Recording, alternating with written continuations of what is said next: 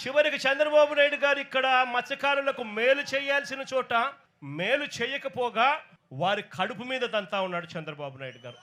ఈ ప్రాంతంలోకి ఎవరు కూడా రాకూడదు. ఇది ఆంధ్ర రాష్ట్రానికి సంబంధించిన ఫిషింగ్ ఏరియా. స్ట్రిక్ట్ గా రూల్స్ ఉన్నాయి. మనం తమిళనాడులోకి పోకూడదు, తమిళనాడు వాళ్ళు మన వైపు మన దగ్గరికి ఇక్కడికి కూడా రాకూడదు. ఇవన్నీ స్ట్రిక్ట్ గా రూల్స్ ఉన్నాయి.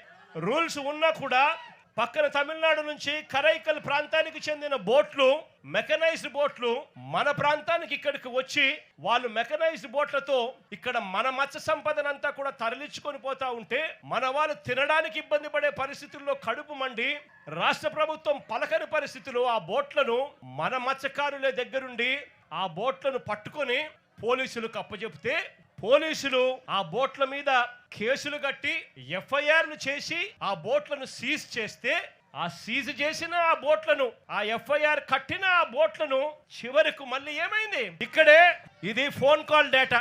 వీదా సోదరులు, ఆయన అనుచరుడు కొందూరు పోలిశెట్టి, అక్కడ బోటు యజమానులు అశోక్, వీరి మధ్య జరిగిన సంభాషణలకు సంబంధించిన కాల్ డేటా, టెలిఫోన్ లో మాట్లాడిన కాల్ డేటా, కాల్ నెంబర్లు, వీళ్ళందరూ కూడా కుట్రబన్ని ఒకరితో ఒకరు మాట్లాడుకొని నారా లోకేష్ అనే వ్యక్తి ఇప్పుడు మార్చి 12వ తారీఖున ఇటుకు వస్తాడు. మార్చి 16వ తారీఖున ఈ బోట్లు ఇక్కడ నుంచి పోతాయి. అంటే మత్స్యకారుల మీద కడుపు మీద కొట్టడం కోసం ఏకంగా ఇంతమంది దొంగలు, ఇంతమంది పెద్ద పెద్ద దొంగలు, ఒకరు ముఖ్యమంత్రి కొడుకు, ఒకడు ఎంపీ, ఇంకొకడు ఎమ్మెల్యే, ఇంతమంది కలిసి ఎవరిని తన్నేది?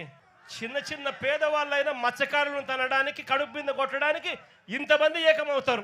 ఈ డేటా అంతా కూడా కనిపిస్తా ఉంటే ఒక్కరినన్నా అరెస్ట్ చేశారని అడుగుతా ఉన్నాను. అంటే ఎఫ్ఐఆర్ చేసి సీజ్ చేసిన బోట్లను దగ్గరుండి అధికారంలో ఉన్న ఈ పెద్దలే వీళ్ళే దొంగతనం తీసుకొని పోతే వీళ్ళు చేసింది ఏమిటి అని అంటే కేవలం పోలీసులను కొంతమందిని ట్రాన్స్ఫర్ చేసినారు.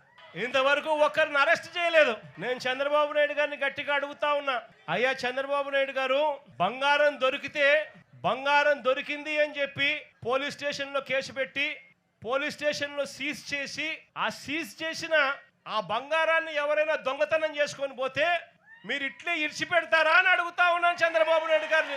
మత్స్యకారులు అంటే ఇంత చులకనగా ఉన్న ఈ పెద్ద మనిషి చంద్రబాబు నాయుడు గారికి గట్టిగా బుద్ధి చెప్పే రోజులు త్వరలోనే వస్తాయని చెప్పి, ఎల్లకాలం ఈ ప్రభుత్వం ఇలాగనే కొనసాగదు అని చెప్పి గట్టిగా చంద్రబాబు నాయుడు గారిని గట్టిగా మందలిస్తా ఉన్నాం.